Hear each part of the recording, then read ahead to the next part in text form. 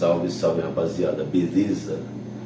Hoje a gente vai falar de um negócio bem comum, na verdade é comum há muitos e muitos e muitos e muitos e muitos e muitos anos, que é o que vocês chamam de Power Building. Bom, Power Building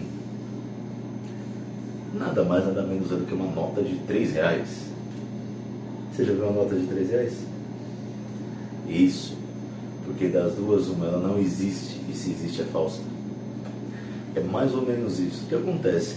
Desde os anos 50, assim que o powerlifter acaba o treino dele, ele sempre faz alguns movimentos isolados. E se eu moro na favela e à meia-noite tem gente cortando giro. Embora que os traficantes colocaram uma placa bem grande assim, escrito proibido cortar giro, sujeito a cacete, mas o pessoal não respeita, você sabe como é.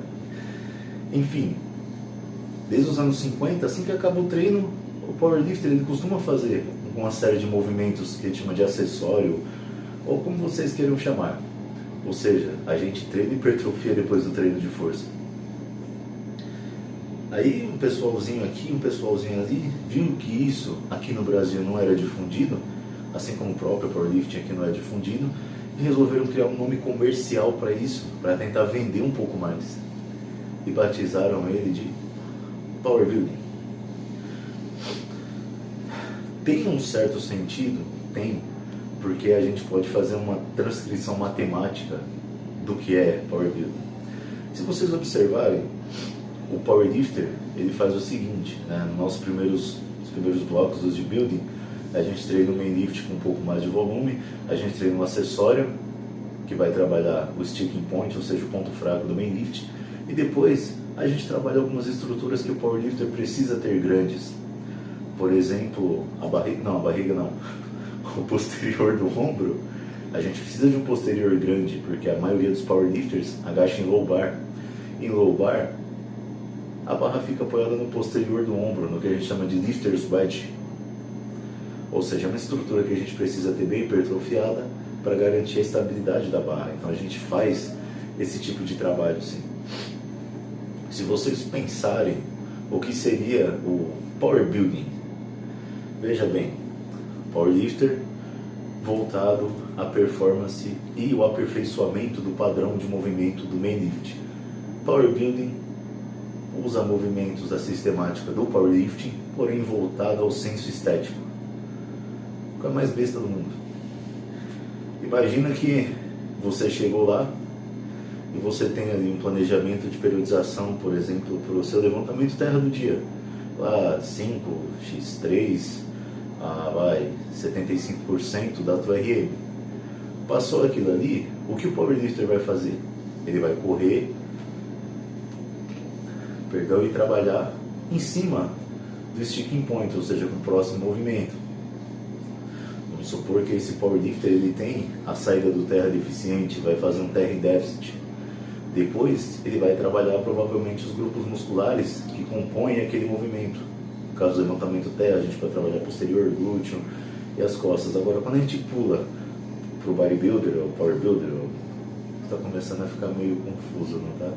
Quando a gente vai pular para o cara que treina com movimento de powerlifting, mas não é powerlifter, ele vai simplesmente fazer o levantamento terra dele e prosseguir com a sistemática de treinamento voltada para a musculatura que compõe aquele movimento. Olha só, e quando a gente pensa em outros movimentos, a gente pode transcrever eles matematicamente sim, usando a escala de Borg, ou seja, a gente pode determinar uma taxa de esforço que a gente vai usar naqueles movimentos. Até porque eu acho que ninguém sabe a RM da remada curvada ou a RM da remada unilateral. Então, para nós isso não teria utilidade. Eu creio que para o bodybuilder também não. O bodybuilder ele não tira RM, que aliás é uma das grandes diferenças da sistemática, né? Da diferença entre o powerlifting e o que vocês chamam de power building. Ou seja, uma breve suposição, né? O power builder fez o seu terra lá, o 5x3 75%, e aí, conforme nas sistemáticas do powerlifting a gente vai evoluindo essas porcentagens e o volume tem lá as oscilações, né, durante o decorrer dos meses, das semanas, o bodybuilder faz a mesma coisa, é o power builder. Que seja, na primeira semana você pode estar fazendo 4x8, por exemplo, na remada curvada, um RPE 6, ou seja, uma taxa de esforço 6. Para quem não conhece a escala de Borg, é só ir lá no Google rapidinho, escala de Borg, e tem algumas tabelas bem simplificadas, mas seria o nível de esforço 6, ou seja, beleza, passou 1 a 2 semanas, a gente aumenta esse nível de esforço para 7, para 6,5, né? De acordo com a evolução ali da nossa planilha, ou seja, os outros movimentos, os acessórios, eles também seguem uma linearidade de periodização. A grande questão é quando a gente vai afunilando a nossa periodização no powerlifting, a gente vai chegando a um ponto onde a gente tem algumas necessidades específicas, né? Vai afunilando, se a gente estiver indo para uma competição de powerlifting, né, full power, os 3 lifts, a gente vai afunilando, começa a fazer SBDs, e isso já não é necessário para o bodybuilder, isso já não é necessário até para o power builder. Então o que o cara faz? Ele tem também alguma gama de opções. Ele pode resetar, voltar para o início do bloco, recomeçar, aumentar um pouco a intensidade ou volume, né, em um determinado lift. Por exemplo, a 75% você fez 5x3 no terra, você pode padronizar agora em 5x4, e os demais acessórios também vão seguir essa linearidade. Quando você chega no final do bloco, né, sendo um power builder, o que você pode fazer tranquilamente? Você pode resetar ali e voltar para o início, você pode fazer um deload e voltar para qualquer ponto específico da planilha. O bodybuilder, o power builder, ele tem, né, essa maleabilidade. E sim, o pessoal do bodybuilding se beneficia muito de treinar a força, né? Esses dias está rodando aí essa polêmica. A Brandão falou que vai começar a treinar a força, embora ele já treinava e tinha um físico muito melhor antes do Romanian Pro e o Olympia. O próprio Kaique, que foi tão criticado, tem um vídeo dele com o Miguel Chain onde ele fala que lá nos Estados Unidos é treino de força, aqui é técnica, é uns bagulho esquisito que eu nunca vi na vida. Mas enfim, entendam que quanto você trabalha para aperfeiçoar o seu padrão de movimento, mais eficiente vai ser a contração muscular. Contração eficiente, padrão de movimento eficiente, a gente volta para aquele vídeo anterior, né? Tensão mecânica, tempo sob tensão. De maneira mais eficiente, significa mais hipertrofia. É um negócio que assim, é básico, é igual 2 mais 2 igual 4. Se você pegar um retardado e perguntar para ele, talvez ele consiga responder. E não, isso não foi de forma alguma uma crítica às pessoas que têm problemas mentais, né? Porque sempre tem um chorão assistindo o vídeo, sempre tem um chorão. Enfim, se a gente pegar uma pessoa desprovida de informação ao máximo, muito provavelmente essa coisa pode se tornar lógica para essa pessoa. Só que aqui no Brasil é muito difícil. Quando a gente fala que o fulano não sabe treinar, o fulano não sabe treinar, ele é maior que você, ele tem mais dinheiro que você, tá, mas isso não muda o fato que ele não sabe treinar. Ele é maior que eu, pô, da hora, só come, descansa, treina. Só que se ele soubesse treinar melhor, ele podia estar 4 vezes maior que eu, não só um pouco maior. Entenderam a lógica da coisa? Quando a gente não tem como se contrapor ao argumento, a gente ataca o argumentador. Perceberam? É assim que as coisas funcionam aqui no Brasil. Mas sim, o atleta do fisiculturismo ele se beneficiaria muito de treinar força, simplesmente porque ele vai estar trabalhando, né, o padrão de movimento e hipertrofia de uma forma que a gente considera próxima ao ideal. Quando a gente só vê aqueles treinos de YouTube que só geram estresse metabólico, é uma via hipertrófica? É eficiente? Não. É tão eficiente quanto o Progressive Overload? Também não. Só que vende bastante, absurdamente. Então eles focam no que vende. E isso é o que faz muitas vezes você não ser o primeiro colocado de um campeonato, ou segundo, ou terceiro, né? Ou seu sexto, ou seu último. É justamente que lá fora o que vende é a metodologia de treinamento de força. Então lá ninguém precisa forçar nada, é tudo orgânico, ninguém precisa forçar para vender, a não ser o Kai Greene. Mas aqui no Brasil, eles têm que forçar a barra para vender. E quer queira, quer não, 4x8 @RPS6 é uma coisa que pouca gente compreende e pouca gente se propõe a fazer. É muito melhor você ver lá, o cara está fazendo 300 repetições da derivação lateral com um halter que parece um cotonete. Amei, vou fazer igual. É mais ou menos assim que as coisas funcionam por aqui. Só que treinamento tem base fisiológica. E quando se trata de expor a base fisiológica de um treinamento, as pessoas não expõem, de fato, né, os fatores voltados à intensidade, volume e padrão de movimento. O negócio de mexer com a fisiologia deles é não, mexe o seu polegar um pouquinho para o lado, que aí você vai estar ativando lá a repimboca da parafuseta. É isso que os caras mostram de fisiologia. Então, se você parar para pensar, a maioria dos powerlifters de 20, 30, 40 anos atrás, onde a gente não tinha tanta droga e tanta informação, muitos deles têm físicos absurdos. Kirk Karvolsky. Depois dei uma procurada no YouTube. O cara é gigantesco. Aí você pensa, pô, da hora. Mas e aí? Arnold Schwarzenegger veio do powerlifting. Franco Columbo era powerlifter. Aquele tal lá, como que era o nome do mal? Aquele tal de Ronnie Coleman, que foi a maior criatura a pisar no palco de um Olímpia, juntamente com o Marcus Rowe. O cara era powerlifter. Inclusive tem vários e vários vídeos dele treinando power, competindo no power. Vocês entenderam? O powerlifting ele é a base de tudo. Tudo bem que o fisiculturismo, né, de acordo com o nível, ele pede uma coisa mais específica, claro. Mas não significa que o powerlifting também não seja a base. O powerlifting é a base do weightlifting, do próprio powerlifting, do strongman, é a base de N esportes. Não, mas o fisiculturismo não é, porque o fisiculturismo é fazer 1 quilo parecer 100, né? Não é esse negócio aí que falam. Não, isso é ridículo.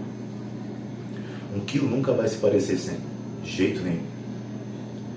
Mesmo toda a teoria do relativismo do Einstein, a gente não pode aplicar isso ao campo dinâmico que é o corpo humano. Então não, infelizmente isso não existe, infelizmente quem fala isso é burro, quem acredita nisso também precisa de um pouco mais de informação e filtrar um pouco mais as pessoas que seguem. Tudo bem que grandes nomes do país falam isso, porque esses grandes nomes ganham com a sua ignorância. Eles ganham dinheiro para te falar isso. Quanto mais você acreditar nisso, mais eles ganham, mais eles vendem, mais eles propagam essa ideia. Você entendeu?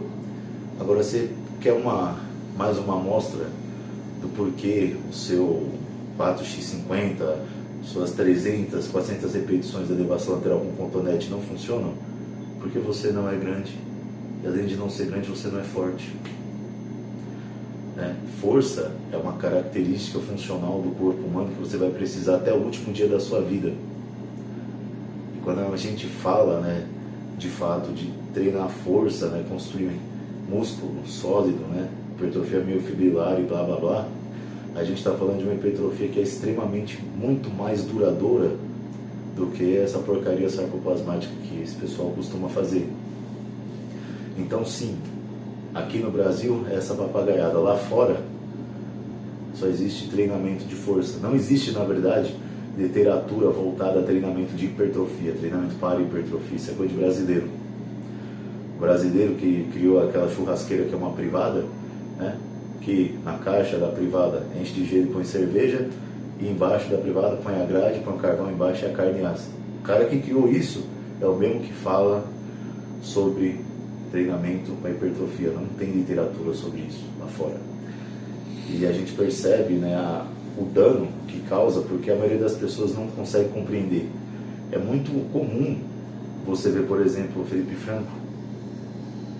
Já dei algumas mostras. Pode ser um cara muito gente boa, eu não conheço ele pessoalmente, pode ser uma pessoa maravilhosa, mas para vender os produtos dele, a maioria dos vídeos de campanha mostram atletas do meio esporte se machucando.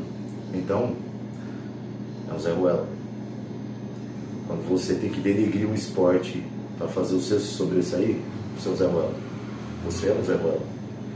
Então percebam que não é nada contra a pessoa. Da mesma forma o Cariani, que teve aquela tretinha com ele, que inclusive o cara rompeu o bíceps, uma contração isométrica se agarrando no leg press. E tem gente que ainda está defendendo, falando, não, que esse bíceps aí já estava machucado, ele treinou com muita carga nos anos antigos e pá, foda-se. A grande questão é, uma pessoa que periodiza, ela está suscetível a ter lesões, apesar do risco ser menor. Uma que não periodiza e que não tem tendões fortes, está mais suscetível ainda, é lógico. É lógica. Vocês entenderam? Então tem todas essas tretas aí, muita gente acha que às vezes é alguma coisa pessoal, mas não é. Você pode ser a melhor pessoa do mundo, você pode ser o Gandhi, só que se o Mahatma Gandhi chegasse aqui e realmente criticasse o meu esporte, ou usasse a imagem do meu esporte como uma coisa ruim, o Mahatma Gandhi ia tomar umas palmadas e eu ouvi um monte. Ou seja, qualquer pessoa que faz isso está suscetível sim a ouvir um monte, porque ela está falando de uma coisa que ela não sabe. Vocês entenderam? Então essa é a coisa. O bodybuilder brasileiro que treina força, ele está muito à frente. Vocês pegam o Felipe Moraes, o próprio Vitor Capial, que tem um físico decente, e outros, igual o Saizen, que ensina muita gente a treinar força. O Saizen, o Ricardo Rocha, o Ricardinho Rico. Esses caras, eles estão muito à frente. A maioria dos treinadores, o próprio Pacholok, porra, o cara agacha com a faixa da Titan, o cara se enfaixa bem pra porra. Sabe por quê? Porque o cara veio do powerlifting. Então percebam que o powerlifter, ele tem um padrão de movimento extremamente apurado. É para isso que a gente treina, para melhorar o padrão de movimento e consequentemente melhorar a forma que a gente consegue levantar carga com eficiência. Facilmente transmitido pelo bodybuilding, facilmente utilizado pelo bodybuilding. Então galera, não se enganem, não se enganem. O bodybuilding no Brasil é mais ou menos aquela loira linda, maravilhosa de 1,90 m e gogozão que está lá na esquina. De longe parece uma coisa linda, mas quando você vai chegando perto, você percebe que não é bem assim. Que alguma coisa ali está errada. Tem alguma coisa que não devia estar ali. Vocês entenderam? Então tenham um pouco mais de senso crítico quando se trata realmente de avaliar esse tipo de coisa. Beleza? No mais, tamo junto, é nóis, falou. Se eu ofendi alguém, melhorem para não ter que ofender da próxima vez.